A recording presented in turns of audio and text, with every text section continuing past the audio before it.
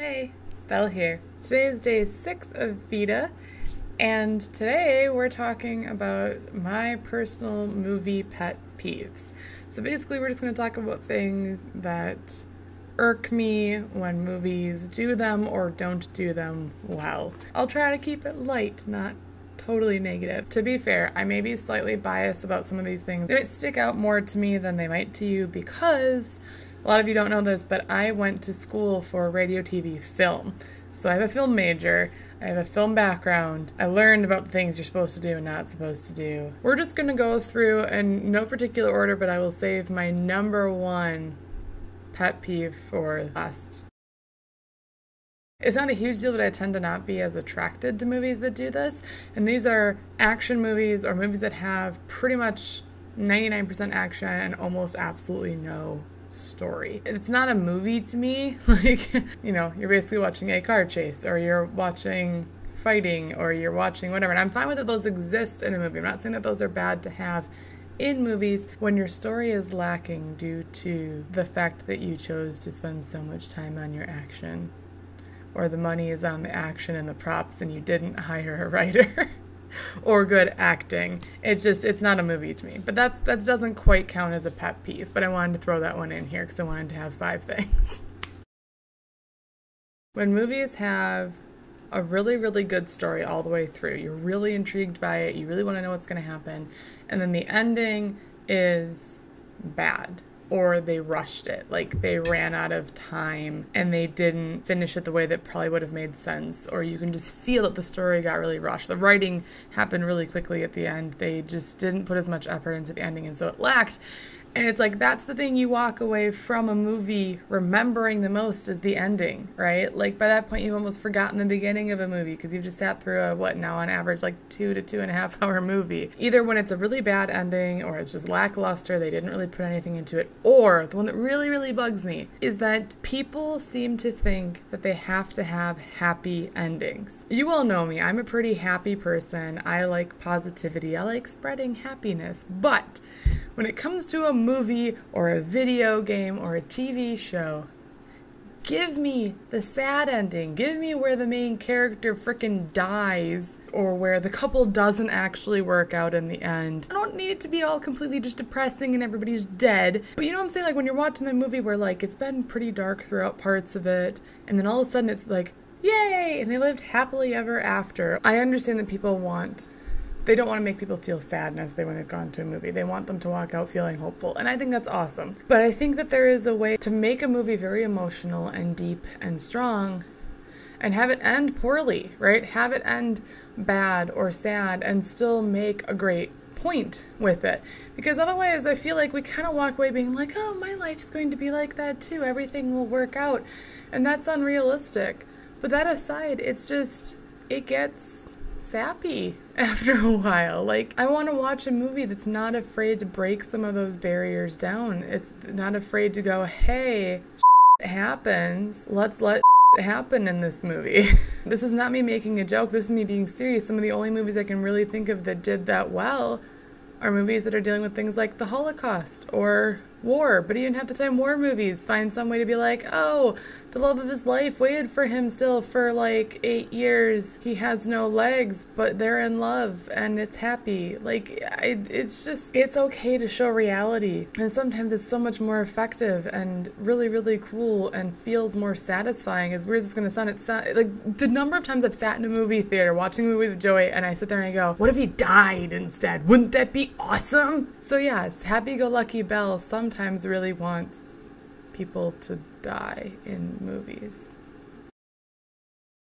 On to number 3 pet peeve is when a movie has violence, sex, or language purely just to have it. Now, hear me out here. I'm not trying to be prude here and be like, things need to not have sex in them. That's inappropriate. You know, censor everything. Whatever. If it fits, fine. I have no problem with sex or violence or language in movies or video games or TV shows as long as it's got a place. I'm talking about when you've got one of those movies that you go to see and every other word is an F-bomb and there's a point where you're like, this doesn't quite make sense for this character anymore, or I have no idea what they're even trying to say anymore. Now, if that's part of the characters' characteristics, that's part of what makes them them, fine, cool, I support it.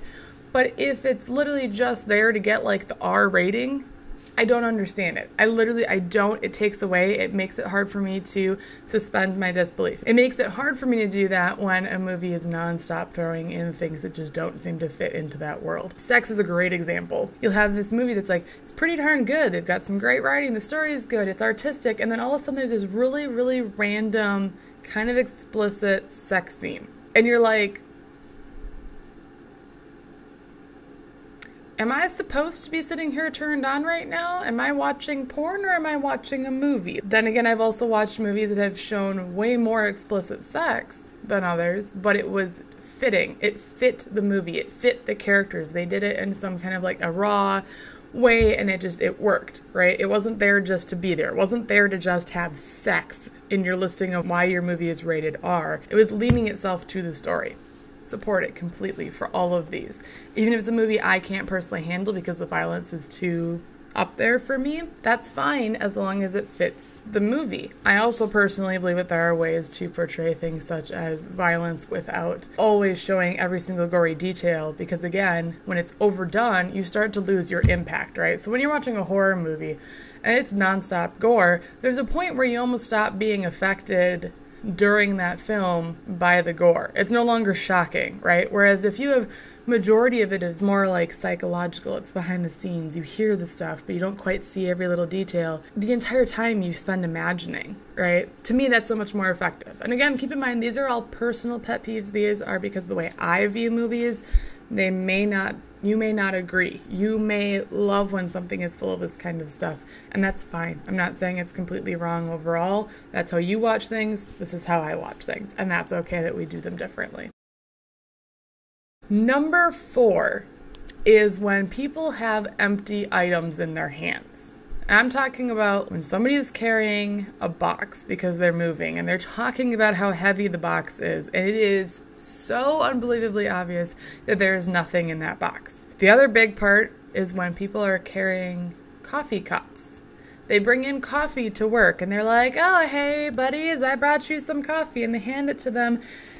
And nobody in the entire scene is handling this coffee cup like it's got anything in it but air. It's a combination of the acting is not good enough where they're covering up the fact that there is nothing in the cup or box, and the fact that they just didn't put anything in it. Now, I understand you don't want to necessarily endanger your actors and actresses. That's fine. Fair. So instead of putting hot coffee in the cup, put water in it. Water is not going to hurt a whole lot. Are there certain scenes where you don't even want to deal with that leaking places? Make it so the cup can't leak. Make it so the lid can't come off. There are options.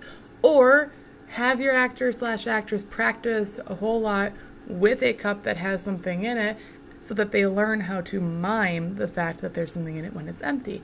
Boxes, same thing. You don't want to make something super, super heavy. Put anything in it. Literally put a pillow in the box so that at least it looks like there is some object in it when it moves. Because, okay, let me show you an example. Say that this is me holding this box, right? When I move it around, even if I'm kind of holding it just like this, you can kind of roughly tell that there's nothing in this box, right? Now, I could sit here and go, oh my goodness, this box is really heavy, and I could act like it's weighing me down, but it's still realistically, it's pretty obvious that there's nothing in it. But the second that I put anything in it, right? So I've got 2 little bags of dog treats. I put them in the box. Now all of a sudden you can see that even the way it sits in my hand, it's weighted differently, right? It's not too heavy for me, but I can now act like there's actually something in it, and when I move it around, if I throw the box, if I do things to it, it reacts differently than when it was empty. If you don't want it to shift and make noise, simply tape down whatever's in the box. It's not that hard. My number 1 pet peeve in movies, continuity. Most people probably know what that is. But just in case you don't, continuity is making sure that from one shot to another or from one scene to another, things are continuous or are in sync. A glass was placed over in this part of the table, and now in the next shot, you want to make sure it's still in the exact same place. You don't want it to suddenly have shifted over here. Basically, it's making sure that things seem like they are roughly the same from shot to shot and that they make sense in the environment based on how they were prior, or that the things that somebody has done to something remains that way in the next shot or scene. Got 4 main ones that really, really irk me the most.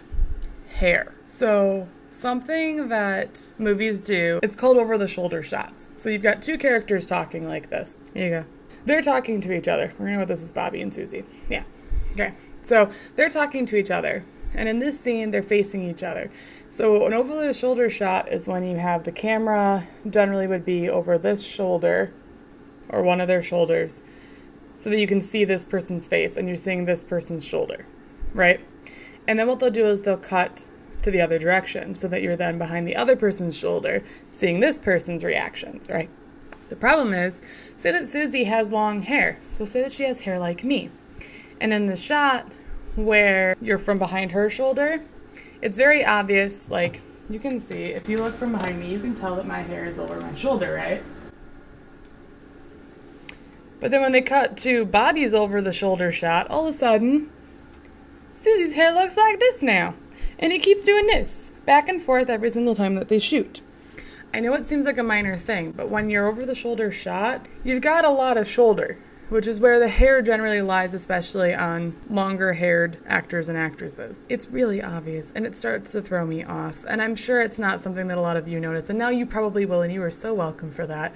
But it bugs me because it's such a simple thing to keep track of, is to make sure that the hair is styled the same way between shots, especially when you're bouncing back and forth over and over again. The other one is drinks. Slightly different than having the empty cup, which is a big thing that bugs me. If you're going to show somebody drinking out of something or eating something in this scene, don't make it so that their cup magically is refilled shots later. Okay, so say that I'm at a party in this scene and you give me a glass of champagne and you actually choose to show me drinking it in this shot.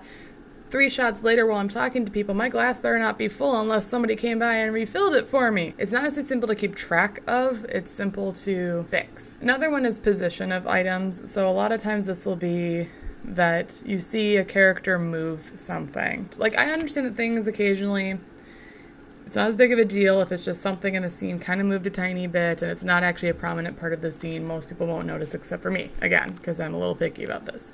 But say that a big part of what my character's actions in this scene is putting these down on the desk in a particular spot. So say that I put them down to the right of me, to the right of my mic. My mic's right here. I pick them up and I set them down, and that's a big point of the scene, is me putting them over here. And then they cut to over there later on in the scene, and now they're on the left side instead. How did they get there? They didn't just like, I'm going to walk over here and hang out here instead. It doesn't work that way. So you can tell I'm very passionate about this. This happens a lot. By my way, everything would remain exactly the way that it should in every single scene throughout each of the shots. I get that that's asking a lot because they might be shooting that scene over multiple days. The 4th one that really bugs me out of continuity is when, and this is kind of an extreme example. This is like one of the most extreme examples that I have been able to really consistently give to people that I learned about in my film classes. When you are so lazy in your film that you don't even pay attention to the objects that your character is holding in an extremely prominent scene of your movie. A great example of a movie that fails at this royally is the much beloved Braveheart. There is a scene where your main character is running down a battlefield, yelling. I've never actually fully watched the entire movie. I've only seen bits and pieces of it because it's not my cup of tea. But anyway, running down a hill, charging towards the enemy line, and the type of weapon in his hand changes multiple times. He goes from having a sword to an axe, to a sword, to an axe. There might be another thing thrown in there here and there. There's at least 2 different items he is running with in the exact same hand at different times during the shots that they cut back and forth to over and over again. It is something that's very difficult to keep track of in general. You need an individual person on the job for that. And some movies, some film sets, some movie sets do have a particular person who is in charge of continuity. And it's their entire job to make notes, jot down things, what characters were doing, how things looked, make sure that everything is the same throughout. However, oftentimes it's not a job that they necessarily particularly give to a person. They just kind of trust everybody to kind of keep track of stuff. Hollywood, if you need somebody who is overly obsessed with this, who has a keen eye for it, and would love to work for you to fix things. I know somebody who might be really, really good at that. Call me. However, there are some movies that do something really cool when it comes to continuity, and they intentionally break continuity in their film to make a point. The best example of this that I have seen would be Shutter Island. Shutter Island plays with continuity like no tomorrow.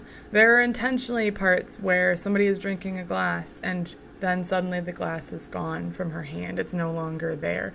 There are objects that constantly disappear, people that disappear, things that aren't quite the same between shots. And it's on purpose because you're supposed to start to feel while you're watching it like you are the main character going insane. That's awesome. It is awesome when a movie intentionally plays with it as long as they do it well. There's also movies who do the same type of thing with time. So a great example of a movie that does a really good job of keeping track of majority of their continuity throughout, even though their timeline is really strange, would be Memento. If you have not watched Memento, I'm not going to give any spoilers, but dang, that movie does an amazing job of a non-linear storyline and still having really good continuity. There are movies out there that have so many props on their sets. It is insane the amount of work they put into the props on their sets, and they still have better continuity than those that have 3 props. I'm so sorry if these are things that have never stuck out to you before and now you start noticing them in films. It makes it so much more fun. Realistically, it actually does. Sometimes it makes a movie that's really bad actually really funny to watch when you spend the whole time stuck on their continuity issues. But if you could all let me know down in the comments below, what are your biggest movie pet peeves? What irks you? What really sticks out to you when you're watching a movie? For now, this bunny's gotta bounce. See you later. Bye. Belle here. Oh, please don't throw up, dog. I have space buns / panda ears because they look more like panda ears to me than space buns, but whatever. So, when or whatever, they're gonna live at the end, aren't they? I just want people to die. Hello. You know what? We're even going to make faces for them. Yeah, Bobby and Susie? I don't remember who was who. Whatever. One of them's sad, one of them's happy. I don't know why I have these up here right now, but I've got some random darts. And they're really pointy. Why can't they do that on movies? Why won't you just stay dead?